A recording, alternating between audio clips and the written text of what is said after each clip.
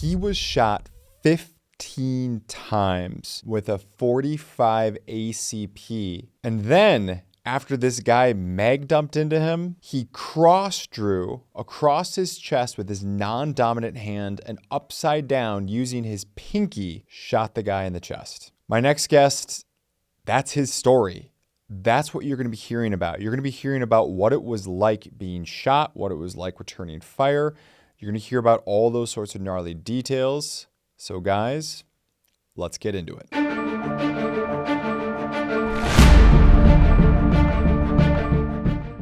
What is it like being shot?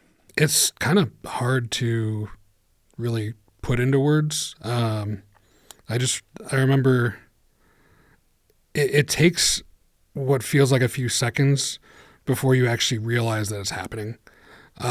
Because I remember I was turning to face the guy and my internal monologue started screaming before I was able to register. It was because, bullets were entering and exiting and hitting me.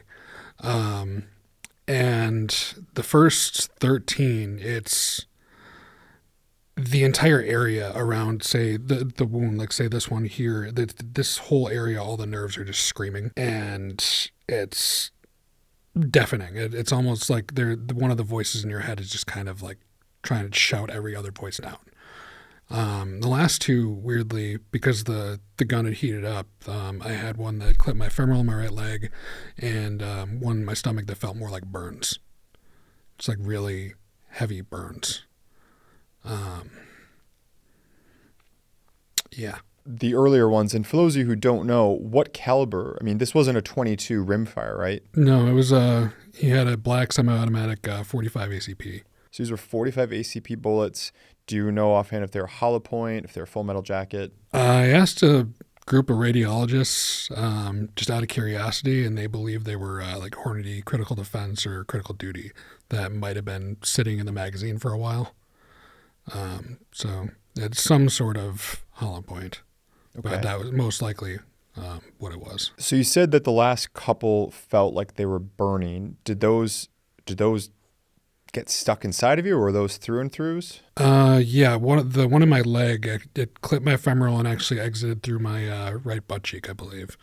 And the one that hit me in the stomach, I believe, got stuck. But the earlier ones, I can't believe I'm going to say this, but the first 13 45 ACP bullets, you didn't describe them as burning at all. Did they feel like someone was punching you, stabbing you? It was definitely a very loud stabbing pain.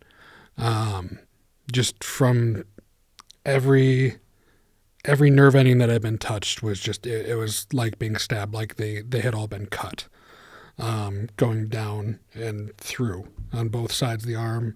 Well, the arm was numb because one of them severed my median nerve. So I didn't really feel anything from most of my arm. But, yeah, it's what I remember more than the pain initially, just in the first, probably 2-3 seconds, was that it was hard to get a hold of my mind. And just from the screaming.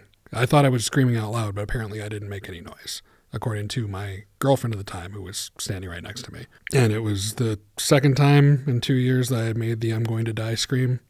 I knew before I was able to acknowledge that it was bullets, I already knew that it was bad. So you turn, and we're going to get into the story in a moment here, but you turn, do you even hear the gunshots? The first one I didn't hear, but I saw the muzzle flash. 'Cause he came out of the stairwell in the hallway we were in, and I heard him. I heard footsteps. And so I was turning and looking over my shoulder. And so I saw the gun, and then I saw his eyes, and then I saw the flash. And then that was the screaming. And then I was like, oh, he's shooting me. And one of the voices in my head was like, this isn't a gun range, which I still think is funny, but. Marine humor. Yeah. It was, that's the best way I put it, is like my psyche kind of split.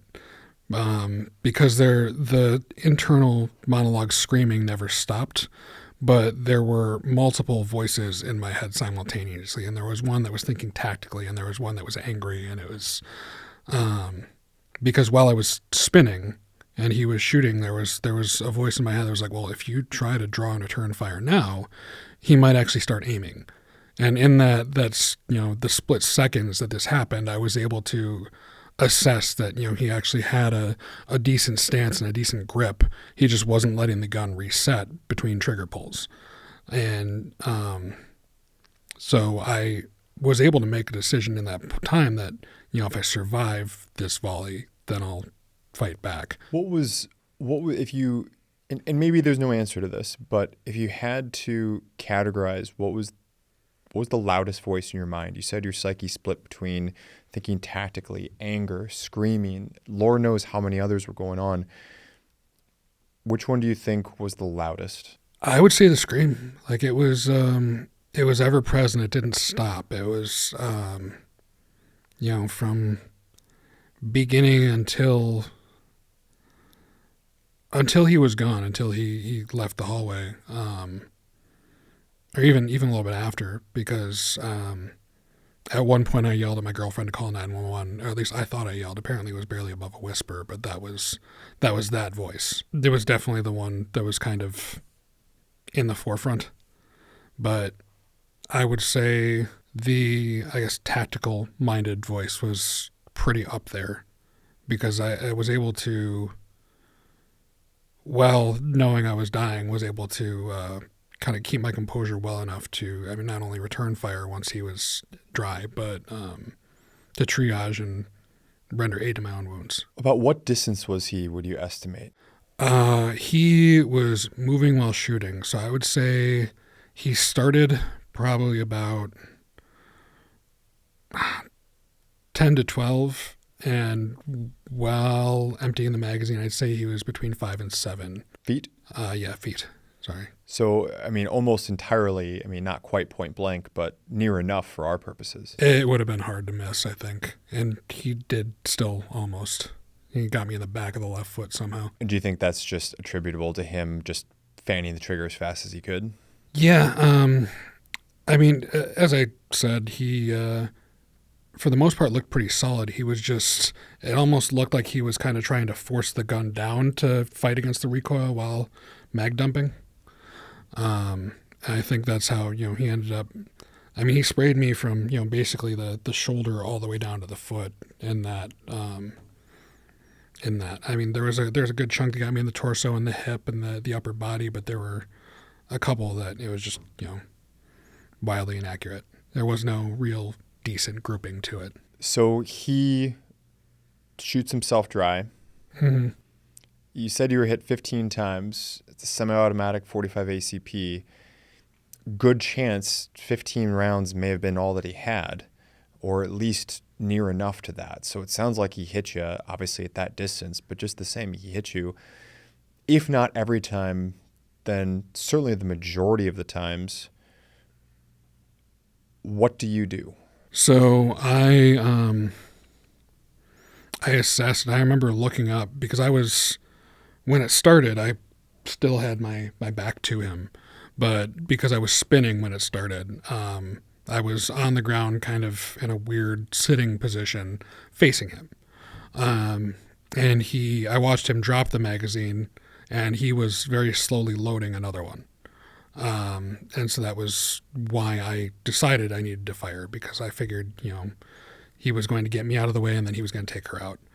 And I was left-handed at the time. I went to draw with my left arm, and that was when I realized it didn't work. So I tried to get my right in there, and the angle didn't work. So I actually ended up drawing upside down. How were you carrying that day? The 9 or 10-ish here. Sure. So it was a weird angle to try and feng shui your way in. Right. So, that's the equivalent of a 4 o'clock inside the waistband carry for a right-handed person? I don't know, about 230. Just, you're right. Yeah. Just behind the waist, basically. Or were you carrying more? A little bit closer to the front. Got it. Yeah. So about like right here, maybe about a 1030-ish. What kind of firearm were you carrying? An HK VP9. I actually just got it back from the police department about 3 weeks to a month ago. Gotcha. How long ago did this happen? This happened on May 29th of 2021. If you want to get a lot more information about the context and so forth, check out the link at the end of this video, which will give you the link to the longer form interview. So if you liked this and you want more details, go to that one. I will let you know that yes, the bad guy did die as a result of his gunshot wounds. Our ever popular quote of the day, this one is brought to you by none other than the Greek master Socrates. All men's souls are immortal, but the souls of the righteous are immortal and divine. Something divine must have been watching over Gabe that day. Be sure to give this video a thumbs up. Let him know that you're out there supporting him. I enjoy looking forward to the comment section discussion after this one. It's going to be interesting. Thanks everyone for tuning in, and I'll see you in the next one. Thanks for sticking around to the end of the video. If you enjoyed this one, please feel free to check out some of our other great content, and we'll see you in the next one.